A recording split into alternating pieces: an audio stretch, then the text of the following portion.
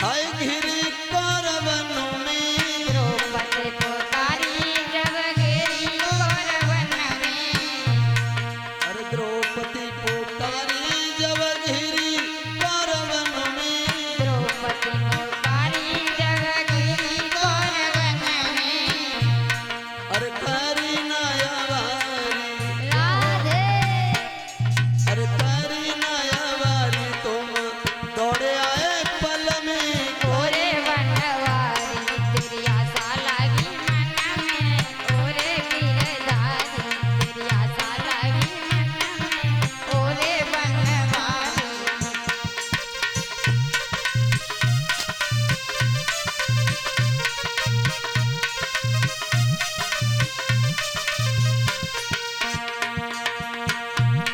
अरे और बनवारी राधे और गिरधारी तेरी आशा लगी मन में ओरे बनवारी तेरी आशा लगी मन में।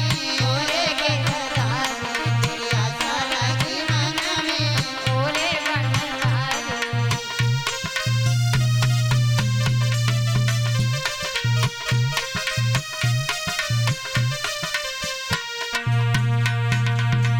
और हे प्रभु पाती जब आई घबराए थे नरसी जब आई घबराए थे नरसी। हे प्रभु आपने लाखों भक्तों की बिगड़ी बनाई है और आज हमारी भी आपसे प्रार्थना है पाती जब आई घबराए थे नरसी जब आई घबराए थे नरसी। और भात को भरायो जय हो भात को भरायो गए रामा बिटिया घर में ओरे बनवारी तेरी आशा लगी मन में। ओरे गिरधारी तेरी आशा लगी मन में। ओरे बनवारी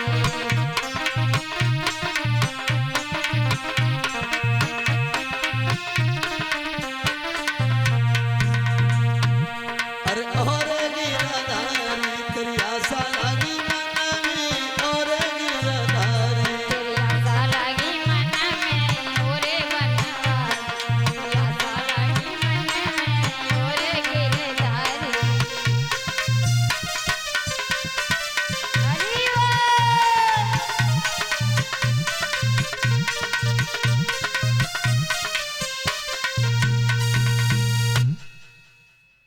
बोलिए गोविंद भगवान की जय प्रातः स्मरणी उपस्थित हमारे सभी संत विद्वान वृंद सती अनुसुईया स्वरूपाए सभी मैयाएं देवता स्वरूप सभी भैया और बाल गोपाल स्वरूप सभी बच्चे आदर के पात्र हैं। आज कुछ समय मिलकर के हम और आप प्रभु का गुणानुवाद करेंगे। हम और आपको ये पांच भौतिक शरीर प्राप्त हुआ है तो हमें इसका सदुपयोग करना चाहिए क्योंकि ये गोविंद की कथा इतनी दुर्लभ होती है,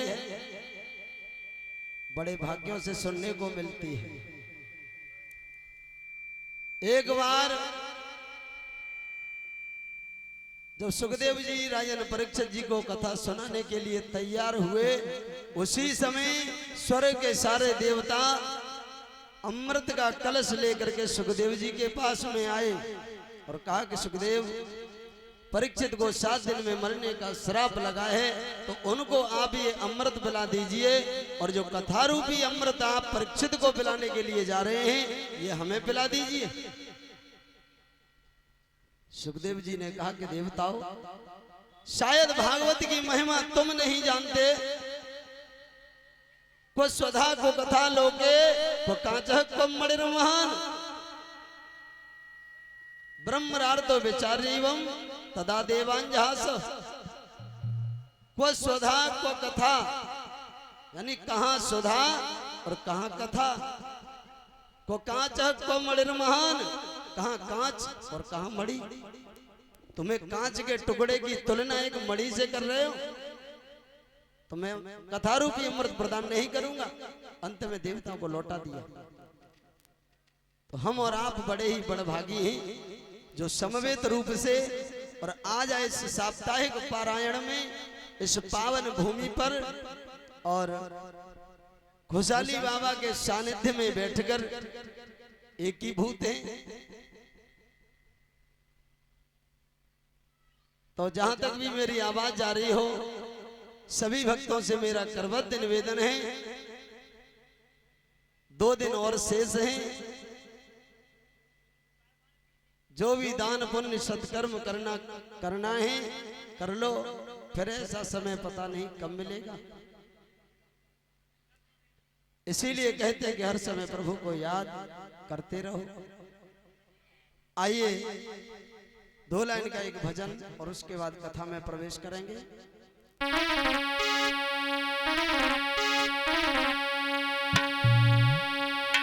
क्योंकि इस संसार में जन्म लेकर के आते ही और यो ही चले जाते हैं। करवा दिन की यादी और जादिना यम तो घेरेंगे।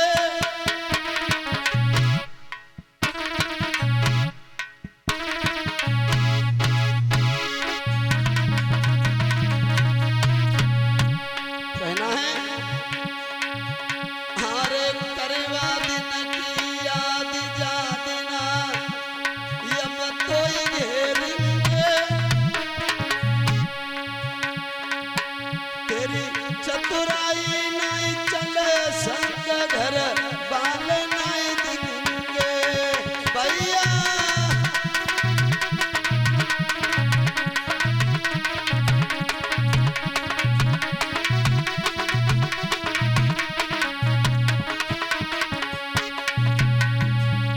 जब आप इस संसार को छोड़ करके जाओगे अकेले ही जाना पड़ेगा, और जब अंतिम समय आएगा अरे पड़ेगो जब यम को डंडा, अरे पड़ेगो जब यम को रे डंडा। और बाद न तेरे संग जाएंगे लकड़ी और कंडा भैया।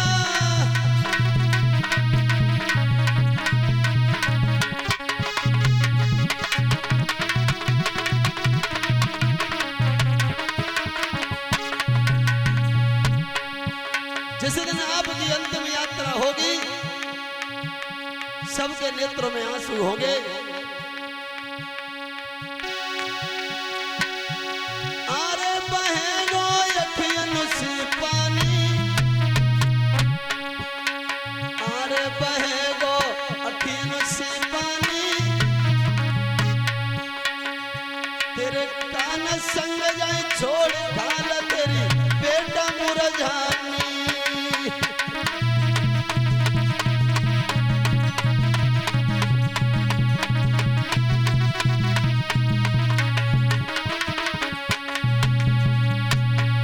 अंतिम समय में कोई साथ नहीं जाएगा, और जैसे ही शमशान में तुमको ले जाया जाएगा, अरे डरेगी मुख ऊपर कफनी, अरे डरेगी मुख ऊपर कफनी। संतन के ढिंग बैठ बुझाए ले चिंता की अग्नि।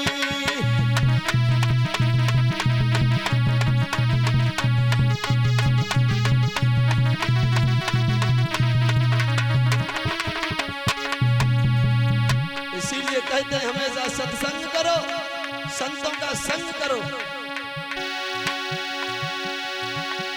अरे बताए गए ऐसे तपधारी, अरे बताए गए ऐसे तपधारी। मैंने इसीलिए कहा है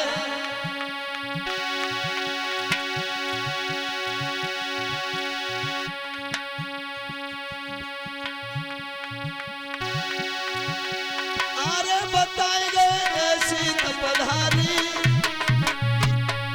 मैंने अपने गुर के बल पे नैया समुद्र भी चंडारी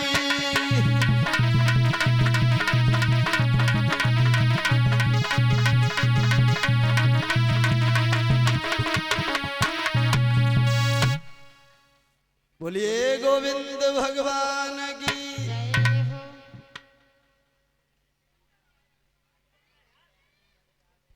इसीलिए बताया जाता है कि हर समय हर पल प्रभु को याद करते हो, गुणानुवाद करते रहो तो जीव का कल्याण हो जाएगा। मैया भागीरथी गंगा जी की धवल धारा के किनारे व्यास नंदन श्री सुखदेव जी महाराज हस्तिनापुर राजन परीक्षित जी को कथा श्रवण करा रहे हैं। आज जैसे ही प्रभात में नित्य कर्मों से निवृत्त हुए हैं तो परीक्षित ने प्रश्न कर दिया, गुरुदेव सूर्यवंश में कल आपने राजा हरिश्चंद्र का चरित्र हमें श्रवण कराया, आज हमें आप ये बताइए कि सूर्यवंश में भगवान राम का अवतार कैसे हुआ। सुखदेव कहने लगे कि राजन परीक्षित तरशंकु के हुए हैं हरिश्चंद्र, हरिश्चंद्र के हुए रोहित, रोहित के हुए हरित और हरित के हुए ही चंप, जिन्होंने चंपापुरी का निर्माण किया। आगे चलकर इसी वंश में बाहुक नाम के राजा हुए हैं। बाहुक का राज्य जब दुश्मनों ने छीन लिया तो अपनी 1000 पत्नियों को लेकर के जंगल में गए हैं और वहां जाकर के कुछ दिन पश्चात बाहुक की मृत्यु हो गई। बड़ी रानी सती होने के लिए तैयार हुई, लेकिन संतों ने रोक दिया क्योंकि वो गर्भवती थी। बाकी रानियों को पता चला तो आपस में जलने लगी कि बहन हमारे कोई बेटा या बेटी पैदा नहीं हुआ, अगर इसके किसी बच्चे ने जन्म ले लिया हमारी इज्जत कम हो जाएगी, क्या करें। बोले जहर दे दो और मार दो। बड़ी रानी को जहर दिया, समय जात लागत नहीं बारा। 9 महीने पूर्ण होने के बाद बड़े सुंदर पुत्र को जन्म दिया है। पुत्र का नाम रखा है सगर, समाने साथ और गर माने विष, यानी ये विष गर साथ लाया है, इसीलिए इसका नाम सगर होगा। धीरे धीरे सगर बड़े हुए। सगर ने अश्वमेघ यज्ञ किया है, यज्ञ का घोड़ा छोड़ा तो इंद्र ने भयभीत होकर यज्ञ के घोड़े को चुराकर और कपिल मुनि महात्मा के आश्रम में बांध दिया। सगर की 2 पत्नियां थी, केसनी और सुमति। केसनी से असमंजस हुए और सुमति से 60,000 उद्दंड प्रवृत्ति के बालक पैदा हुए। सगर ने जैसे यज्ञ का घोड़ा छोड़ा, पता चला घोड़ा किसी ने चुरा लिया। घोड़े की तलाश की गई, जब कहीं नहीं मिला तो सगर के 60,000 बालकों ने पृथ्वी को खोदना शुरू कर दिया। जैसे ही पृथ्वी को खोदा तो देखा कपिल मुनि के आश्रम में घोड़ा बंधा हुआ है, लेकिन कपिल महात्मा को कुछ पता नहीं चला क्योंकि वो तो समाधिस्थ थे। उद्दंड बालक, किसी एक बालक ने कपिल महात्मा के वक्ष स्थल पर लात का प्रहार किया और जवाब दिया, क्यों रे ढोंगी, तूने हमारे यज्ञ के घोड़े को चुरा लिया। और यहाँ आकर के नेत्र बंद करके बैठा है। जैसे ही कपिल महात्मा के नेत्र खुले हैं, जैसे ही दृष्टिपात किया वो 60,000 बालक उनके दृष्टिपात करते ही जल करके भस्म हो गए। अंत में असमंजस को पता चला है। असमंजस जो थे वो भक्ति भाव में रहते थे।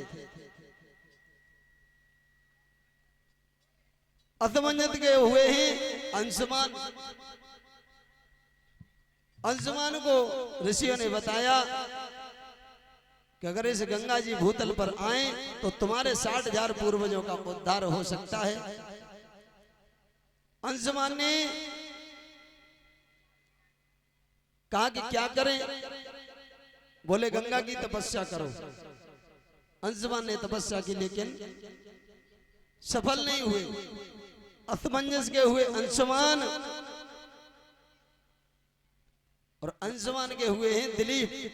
दिलीप ने भी तपस्या की लेकिन वो भी असफल रहे। अंत में दिलीप के हुए हैं भागीरथ। भागीरथ ने ब्रह्मा जी की तपस्या की है। ब्रह्मा जी प्रसन्न हुए, बेटा वरदान मांगो। भागीरथ ने कहा कि प्रभु मुझे कुछ नहीं चाहिए, मेरे 60,000 पूर्वज प्रेत योनि में भटक रहे हैं, मैं उनकी मुक्ति करना चाहता हूं, आप गंगा जी को मुझे प्रदान करें। अंत में ब्रह्मा ने भागीरथ को सांत्वना दी है और गंगा से जाकर के कहा कि गंगा तुम पृथ्वी पर चली जाओ। पृथ्वी पर जब आप जाओगी तो वहां पापियों के पापों का नाश करोगी। जो भी तुम में स्नान करेगा वो पापों से मुक्त हो जाएगा। अंत में गंगा जी को जाना पड़ा।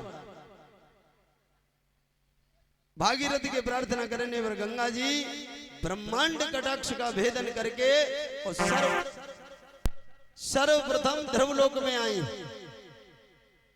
ध्रुवलोक के बाद सप्त ऋषि मंडल पर आई और उसके बाद शिव जी की जटाओं में आकर के उलझ गई। भागीरथ कहने लगे महाराज इससे मुझे क्या फायदा हुआ? अरे जैसे ही ब्रह्मा के कमंडल में और वैसे ही शिव जी की जटाओं में क्या फायदा हो गया? अंत में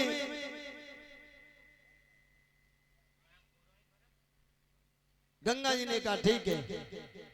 भोले बाबा की जटा से निकलकर सीधे सुमेरी पर्वत पर जाकर के गिरी हैं और वहां से हिमालय पर आई और गंगोत्री से बहना प्रारंभ कर दिया। आगे आगे भगीरथ चले जा रहे हैं, पीछे पीछे गंगा जी जा रही हैं। रास्ते में जहनु मुनि की कुटिया दिखाई दी तो गंगा जी ने जहनु मुनि की कुटिया को ही बहा दिया। जहनु मुनि ने देखा मेरी कुटिया को बहा दिया। अच्छा, जहनु मुनि ने क्या किया? अपनी अंजलि बनाई और अंजलि बना करके सारी गंगा जी को पी लिया। भगीरथ को नहीं पता चला। भगीरथ आगे चले जा रहे, थोड़ी दूर जाकर के पीछे मुड़ करके देखा गंगा जी है ही नहीं। अंत में लौट करके आए, जैनु मुनि से प्रार्थना की है तो जैनु मुनि ने कानों के द्वारा गंगा जी को वापस निकाला है और भागीरथ जी के पीछे पीछे जाने लगी। जहां उनके 60,000 पूर्वज जल करके भस्म हुए थे, सबकी राख को अपनी धारा में बहाया है और 60,000 पूर्वजों का उद्धार किया। गंगा जी के कईयों एक नाम है। विष्णु के चरणों से निकली हैं, इसीलिए विष्णुपदी के नाम से जानते हैं। शंकर जी की जटाओं से निकली हैं, इसीलिए जटा शंकरी बोलते हैं। भागीरथ जी गंगा जी को लेकर के आए, इसलिए भागीरथी भी बोलते हैं। जानवी जैनु मुनि ने अपने कानों के द्वारा निकाली, जानवी नाम पड़ गया। अलकनंदा, सुरसरी, बहुत नाम है। अंत में भागीरथ जी का बहुत बड़ा वंश चला है। भगीरथ के हुए श्रुत, श्रुत के हुए नाभ, नाभ के हुए सिंधुदीप और सिंधुदीप के हुए अयतायु, अयतायु के हुए ऋतुपर्ण, ऋतुपर्ण के हुए सर्वकाम, सर्वकाम के सुदास, सुदास के सौदास, सौदास के अस्मक और अस्मक के हुए हैं मूलक, और मूलक के हुए दशरथ। ये राम के पिता दशरथ नहीं है, इनसे पहले एक और दशरथ हुए हैं। दशरथ के हुए हैं एडविड और एडविड के हुए हैं विश्वसह। बहुत बड़ा वंश चला है। आगे चल करके इसी वंश में एक खटवांग नाम के राजा हुए हैं। खटवांगाद दीर्घबाहुश्च रघुस्तस्माद प्रतुश्रवा अजस्तदो महाराजस्तस्माद दशरथो अभवत्। खटवांग नाम के राजा हुए। खटवांग के हुए दीर्घबाहु, दीर्घबाहु के रघु, रघु के अज और अज के ही महाराज दशरथ हुए। दशरथ किसे कहते हैं?